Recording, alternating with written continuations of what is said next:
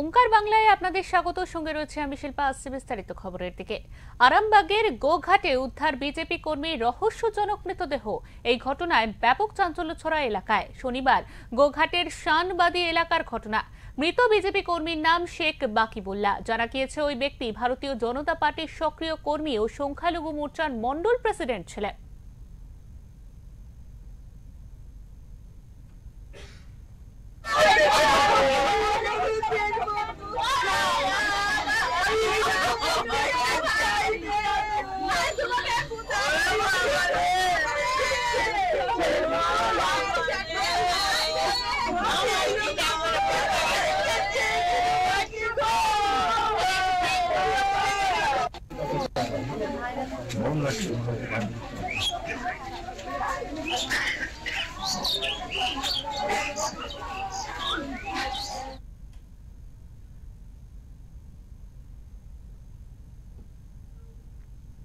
রবিবার সকালে ঘুম থেকে উঠে পরিবারের লোকজন ওই বিজেপি কর্মীকে বাড়ির বারান্দায় ঝুলন্ত অবস্থায় রাখেন। এমনকি তার হাত বাঁধা অবস্থায় ছিল বলেই দাবি করেন পরিবারের লোকজন থেকে শুরু করে প্রতিবেশীরা। আর এই ঘটনার কথা জানাজানি হতেই চাঞ্চল্যের সৃষ্টি হয় এলাকায়।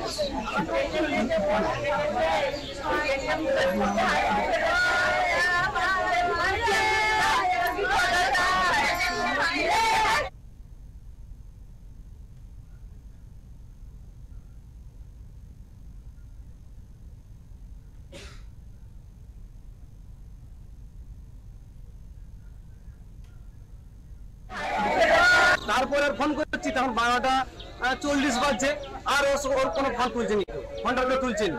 তারপরে সকালবেলা শুনতে পাচ্ছি, ফার্স্ট সকালে ফোন করছে, এরকম গড়ি দিয়ে এখানে ঝুলছে।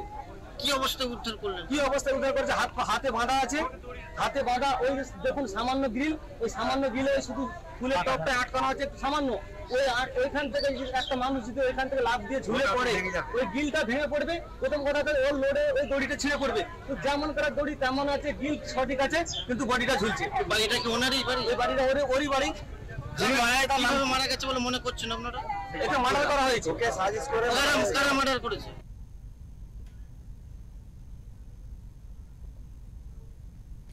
যদিও ওই বিজেপি কর্মীকে খুন করা হয়েছে বলে দাবি করেন পরিবারের সদস্যরা, রাজনৈতিক কারণে তাকে হত্যার ষড়যন্ত্র করা হয়েছে বলেই ধারণা পরিবারের। সকালে এখানেরই একজন আমাকে ফোনটা করে 7টার পরে, বলতেই আমি এখনই আসি। এসে যে অবস্থায় দেখছি, আমার মনে হয় এটা একটা অস্বাভাবিক ঘটনা। কি কেউ কখনো হাত বাঁধা অবস্থায় নিজের গলায় দড়ি দিতেও পারে না, আর ওইভাবে হতেও পারে না। ঘটনাটা একেবারেই অস্বাভাবিক। আমার ধারণা এটা একটা প্ল্যান্ড মার্ডার। প্রশাসনের কাছে অবশ্যই একটা দাবি রাখবো যে আমার ভারতীয় জনতা পার্টির একজন সক্রিয় কর্মী এবং সংখ্যালঘু মোর্চার মন্ডল প্রেসিডেন্ট। আমার দাবি রইল যেন এর পূর্ণ তদন্ত হয় এবং দোষীরা যেন শাস্তি পায়।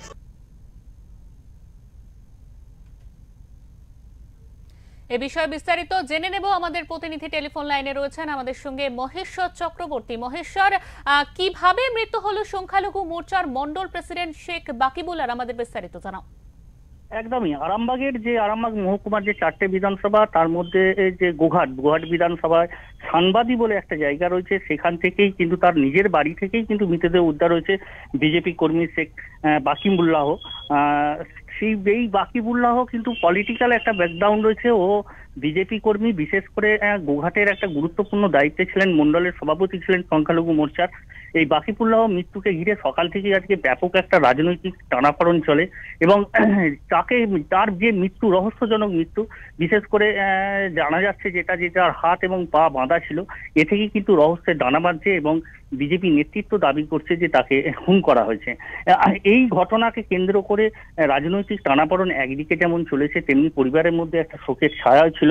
আরামবাগের এই গোঘাটের বিজেপি কর্মী যিনি একেবারে নেতৃত্ব স্থানীয় ব্যক্তিত্ব ছিলেন, ইনি সেখানে সংগঠন দেখাশোনা করতেন। এ থেকেই কিন্তু বিজেপি নেতৃত্ব দাবি যে এর পূর্ণাঙ্গ একটা তদন্ত হওয়া দরকার এবং এই তদন্তে যে খুন হয়েছে তারা কিন্তু বারে বারে কিন্তু বিজেপি নেতৃত্ব দাবি করছে।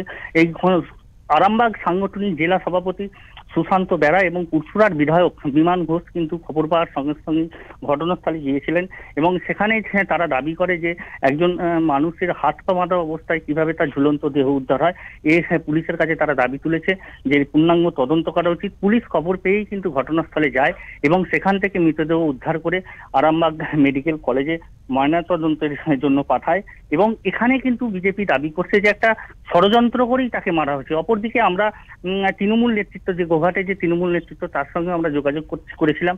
তাদেরও কিন্তু দাবি এবং তৃণমূল নেতৃত্ব পরিষ্কার বলছেন যে এই ধরনের ঘটনা কখনোই মেনে নেওয়া যায় না। একজন মানুষ খুন সবসময় একটা মর্মান্তিক ব্যাপার। পুলিশ বিষয়টি দেখছে। আমাদের ক্ষেত্রে মানে তৃণমূলের পক্ষ থেকে বলা হচ্ছে যে তৃণমূল নেতৃত্ব চাইছে যে যারা এই ঘটনার সঙ্গে জড়িত পুলিশ তাকে তদন্ত করে দেখুক। বিজেপি যে দাবি করছে সেই দাবিকে তারা নস্যাৎ করে দিয়েছে এবং অপর দিকে দেখা যাচ্ছে যে বিজেপির যে সাংগঠনিক জেলা সভাপতি সুশান্ত বেরা সে পরিষ্কার ভাবে জানিয়েছেন যে এই বিজেপি কর্মীর মৃত্যুতে ষড়যন্ত্র লুকিয়ে রয়েছে। এই রহস্য দানা বাঁধছে। এই রহস্যের উন্মোচনের জন্য অবশ্যই পূর্ণাঙ্গ তদন্ত। একদমই মহেশ্বর, তোমাকে অনেক ধন্যবাদ। আমাদের সঙ্গে এতক্ষণ টেলিফোন লাইনে ছিলেন আমাদের প্রতিনিধি মহেশ্বর চক্রবর্তী। তিনি আমাদের সবিস্তারে জানালেন আরামবাগের গোঘাটে বিজেপি কর্মীর ঝুলন্ত মৃতদেহ, এমনকি বলা যায় হাত বাঁধা অবস্থায় ঝুলন্ত মৃতদেহ উদ্ধারের পর থেকেই রাজনৈতিক মহলে সেই নিয়ে চাঞ্চল্য সৃষ্টি হয়েছে এবং বিজেপির কর্মীর যারা সহকর্মী এবং তার পরিবারের লোকজনের দাবি এটি একটি ষড়যন্ত্র করে তাকে মার্ডার করা হয়েছে, এমনই কিন্তু দাবি তুলছেন তারা এবং তারা পূর্ণাঙ্গ তদন্ত চাইছে এই ঘটনার।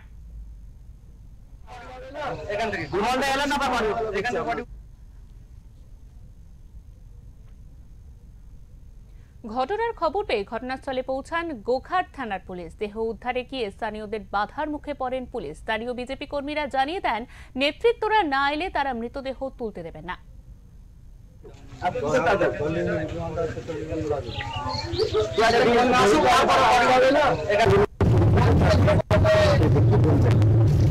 এটা পূর্ব পরিকল্পিত। বিজেপি কর্মী খুব অ্যাক্টিভ কর্মী ছিল। এখানকার মানুষের যেভাবে ওকে হাতে গুলি বেঁধে নৃশংসভাবে হত্যা করা হয়েছে, আর এই তীব্র ধিক্কার জানাচ্ছি আমরা।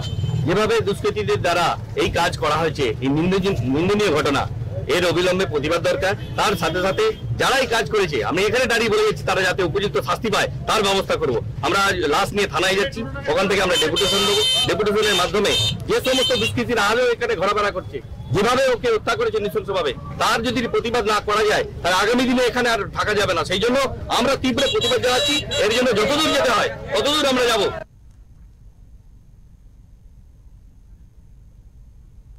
এই ঘটনার বেশ কিছুক্ষণ পর ঘটনাস্থলে পৌঁছায় আরামবাগ সাংগঠনিক জেলার সভাপতি সুশান্ত বেরা ও পুরসুরার বিধায়ক বিমান ঘোষ। পরিবার ও প্রতিবেশীদের সাথে কথা বলেন তারা। নেতৃত্বদের আশ্বাসে পুলিশ দেহটি উদ্ধার করে ময়না তদন্তের জন্য আরামবাগ মেডিকেল কলেজ হাসপাতালে পাঠান।